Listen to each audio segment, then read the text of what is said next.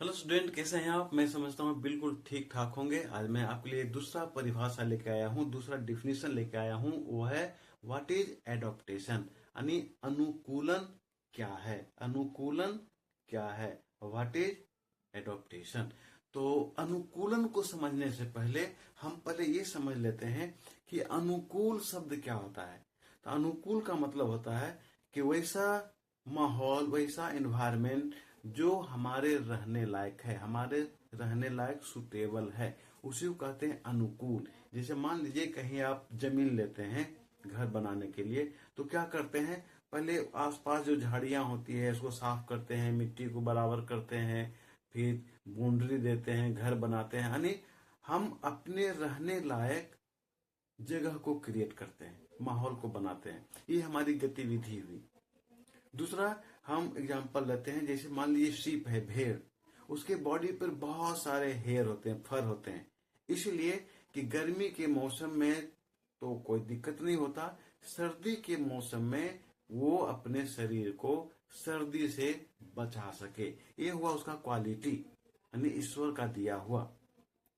तो दूसरा उदाहरण लेते हैं कि जैसे रेगिस्तान में जो कटीले पौधे होते हैं वो गर्मी में कैसे सरवाइव कर लेता है, कैसे जिंदा रहता है, जबकि रेगिस्तान में पानी कम होता है और गर्मी बहुत ज्यादा होता है। तो कटीले पौधों की जो पत्तियां होती है वो कांटों में बदला हुआ रहता है। और दूसरी बात है, कटीले पौधे का जो बॉडी होता है, तना होता है, उस पे देखने से ऐसा लगता है कि प्लास्टिक का लेमिनेशन किया हुआ हो, जिससे वाटर का लॉस नहीं होता है, पानी का लॉस नहीं होता है और जिंदा रह सकता है। दूसरा, ऊंट की बात करें तो ऊंट बालू में आसानी से चल लेता है और कई दिनों तक बिना पानी पिए वो रह सकता है, क्योंकि डिजर्ट एरिया में, रेगिस्तान में पानी की कमी बहुत ज्यादा है। तो ईश्वर ने, नेचर ने उसके पैर को गद्देदार बना दिया।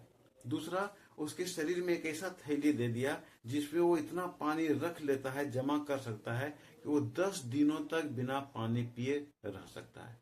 ये हुआ उसका गुण जो नेचर से मिला। अब दूसरी बात करते हैं बर्ड का।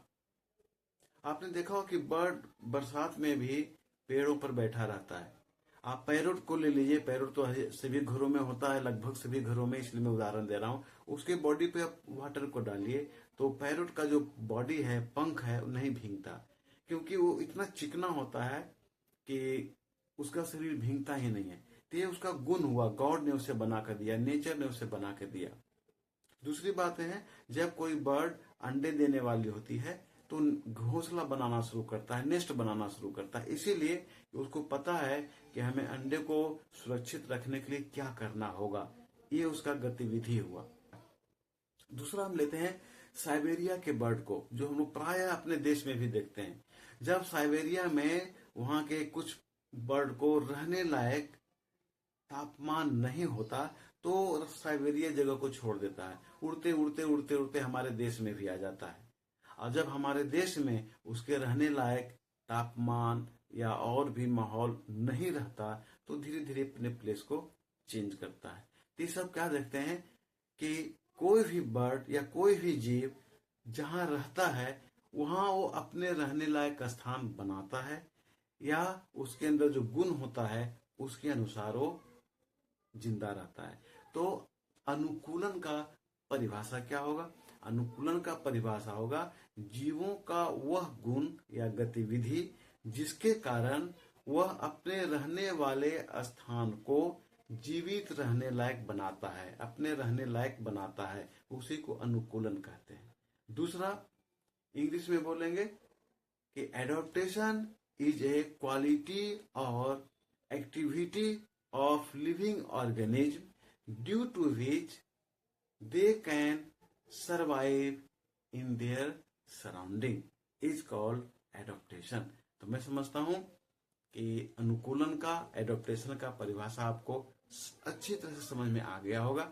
फिर मिलते हैं हम एक नए परिभाषा के साथ।